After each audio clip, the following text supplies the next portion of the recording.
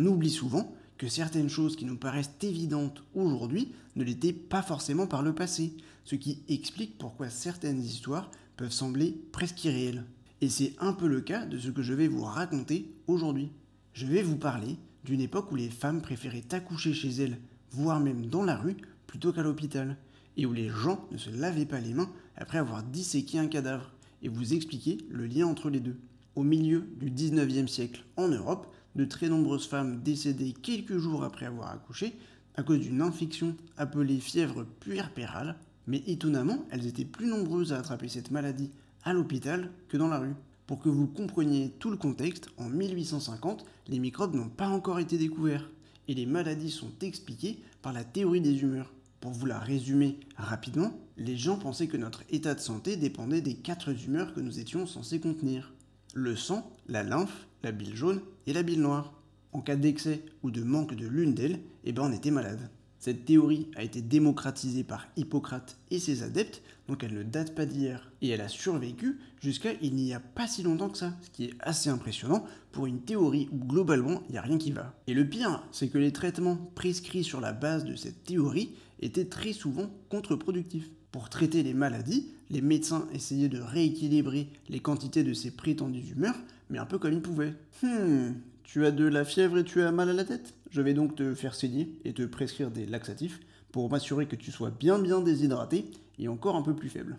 Et en 1847, il existe plusieurs théories pour expliquer pourquoi les femmes meurent d'infection après avoir accouché à l'hôpital, dont ma petite préférée. Si les femmes attrapent des infections mortelles après avoir accouché à l'hôpital, c'est bien sûr parce qu'elles commencent à produire du lait. Ce n'est bien évidemment pas vrai du tout, et heureusement, un médecin s'appelant Ignaz Philipp Semmelweis s'est mis à chercher une explication. Il a testé pas mal d'hypothèses en faisant varier certains paramètres de l'accouchement, comme par exemple la position de la femme pendant le travail ou son alimentation avant l'accouchement, ce qui est assez sensé. Ensuite, il s'est aussi intéressé à la quantité de lumière qui rentre dans la salle d'accouchement, ce qui commence à devenir un petit peu questionnable, mais pourquoi pas. Il s'est même demandé si le son de la petite cloche du prêtre qui passait dans la salle d'accouchement pouvait causer le décès de ces femmes à retardement.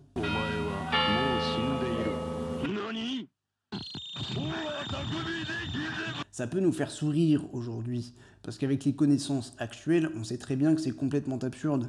Mais rappelez-vous, ils ne savaient pas ce qu'était un virus, ni une bactérie. Pour la découverte des micro-organismes, il faut encore attendre les travaux de Pépère Pasteur quelques années plus tard. Ce qui va permettre à Ignaz de percer le mystère est la mort d'un de ses amis, nommé Jakob Kolecka. Il était aussi médecin, et lors de la dissection d'un cadavre, il s'est blessé avec son propre scalpel. Et quel a été son premier réflexe après s'être fait mal? Il a arrêté la dissection, il s'est lavé les mains et il s'est occupé de sa blessure, comme toute personne censée. Eh ben non, pas Jacob.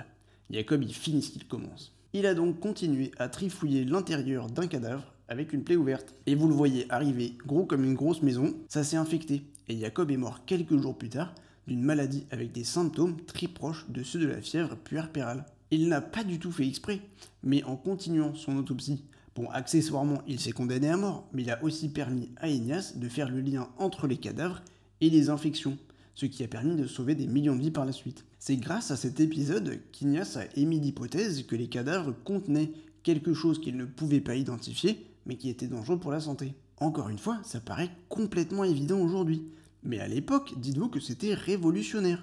Et même un peu trop, comme vous allez bientôt le voir. À l'époque, une partie des accouchements était réalisée par des médecins qui avaient passé leur matinée à découper des cadavres. Et il était bien vu pour les chirurgiens d'avoir les mains sales, car ça voulait dire qu'ils avaient les tripes nécessaires pour mettre les mains dans les tripes. Ils ne se lavaient donc pas les mains entre la salle de dissection et celle d'accouchement. Et ils transféraient plein de microbes directement du cadavre jusqu'à l'intérieur de la femme qui était en train d'accoucher, et causaient son infection sans le savoir. Et pour tester sa théorie, Ignaz a simplement forcé les médecins de son hôpital à très bien se laver les mains avant de participer à un accouchement. Et le taux de décès dû à la fièvre puerpérale est passé instantanément de 15-20% environ à moins de 2%.